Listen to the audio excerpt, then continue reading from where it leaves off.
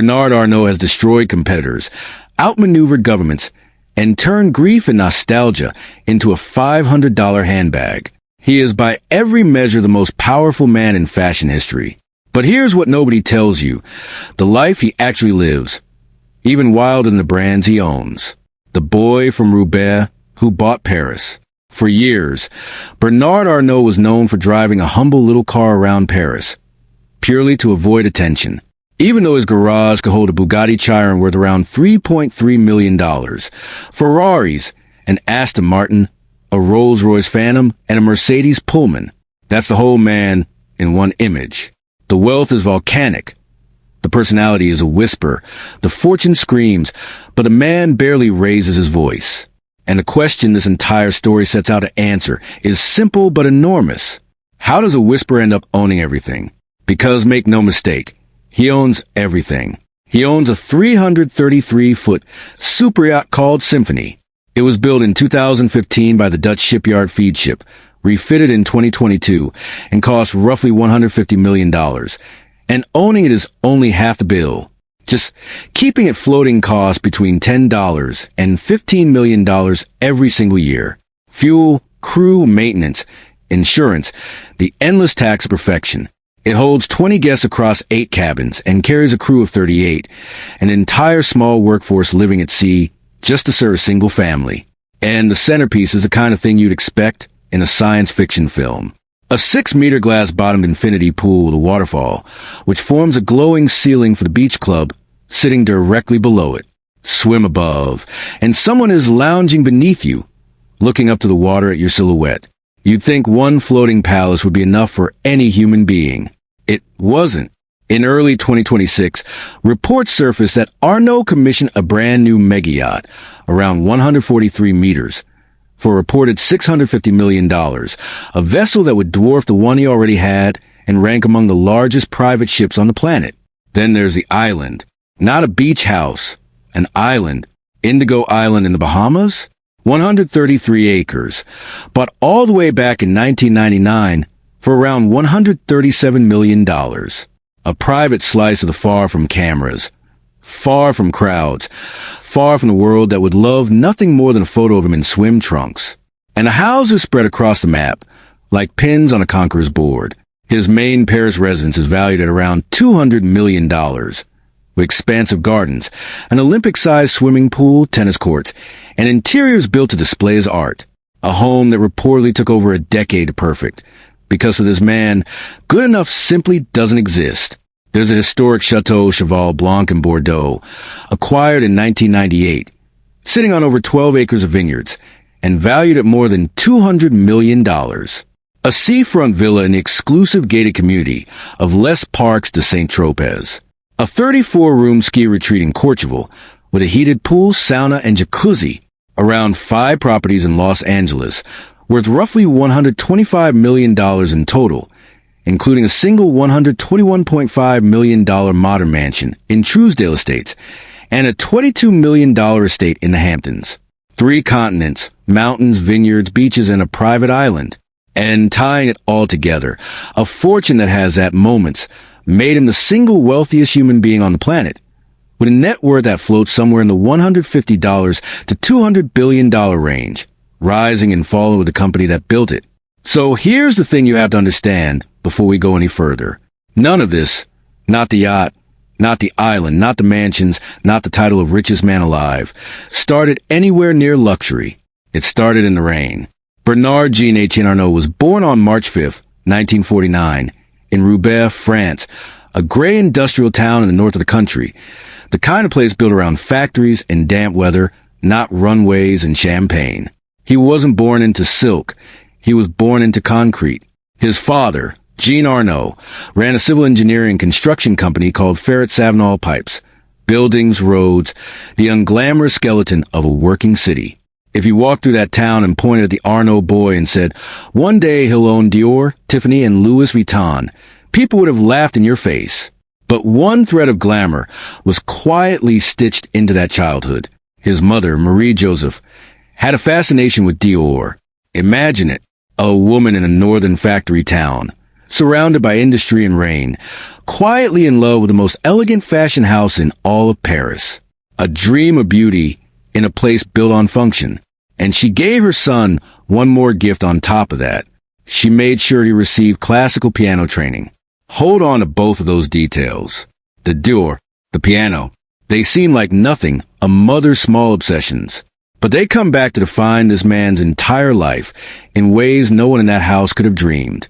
Young Bernard was sharp, not artist sharp, at least not on the surface. He was math sharp, the kind of mind that takes a problem and instantly starts cracking it into clean, logical pieces. He graduated from prestigious École Polytechnique, one of France's top engineering schools, in 1971. Picture France's version of MIT. Cross with military academy. Cross with a quiet club that actually runs the country. You don't enroll there to become a fashion king. You go there to become an engineer, a technocrat, a builder of systems. And at first, that's exactly what he became. He joined the family construction business and climbed fast. Director in 1974, CEO in 1977, and chairman in 1978.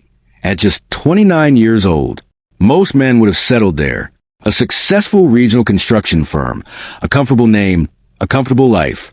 But comfort was never the plan. Here's the first crack of lightning that showed Arnault was wired completely differently from every other heir to a family business. Around 1974 to 1976, he convinced his father to sell off the industrial construction division for about 40 million French francs and pivot the entire company toward real estate, especially holiday accommodations and timeshares. The firm was renamed Farnell. Think about the nerve that takes. He looked at the business that had fed his family for a generation, the thing his father built, and he calmly said, "This is the past. The future is somewhere else." And his father listened. Then came the chapter that turned a clever businessman into a legend in the early 1980s. He left for the United States. He went partly to escape France's socialist policies of the era. And while he was there, he studied leveraged buyouts and began spotting undervalued luxury assets. Sit with that picture.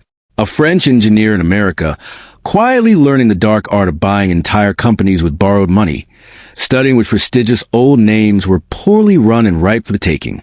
He wasn't on vacation. He was loading the gun. And in 1984, he fired it.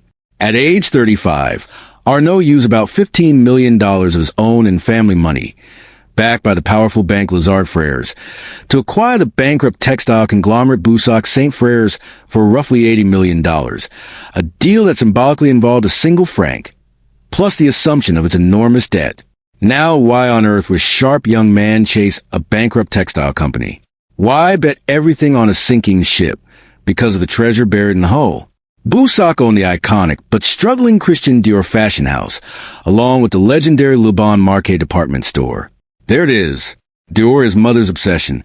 The boy from the rainy factory town had just bought the very house she used to dream about, the most poetic acquisition in business history. And he did it not out of sentiment, but out of cold surgical strategy. Because he didn't buy Dior to frame it on a wall and admire it. He bought it to fix it. And the fixing was brutal. He restructured aggressively, selling off most of the non-core assets and firing around 9 Dior workers out of roughly 22 Dior. That's not trimming, that's amputation. And the cuts were severe enough to earn him a chilling nickname that would follow him for years. He became known as the Terminator. The criticism was loud and relentless. He was accused of asset stripping, of being heartless, of treating a proud French institution like a spreadsheet to be optimized. In a country where business was supposed to be gentlemanly and slow, here was a young man moving like a predator. But the spreadsheet worked. By 1987, the businesses he kept had turned profitable, with revenues climbing past $112 million. The bankrupt gamble had become a money machine. And in the wreckage and the profit, Arnault learned the single most important lesson in his life, the one that would build everything that came after. He learned that heritage luxury brands were almost magical assets, names that had taken a century to build, carrying prestige that money literally cannot manufacture from scratch, often run badly by people who treated them like fragile museum pieces instead of engines of profit. They were sitting there all over France and Italy, undervalued and underpowered, just waiting for someone with the nerve to take them, protect their soul, and run their finances like a ruthless machine. He had the nerve. He had the playbook. He had to endure as proof of concept.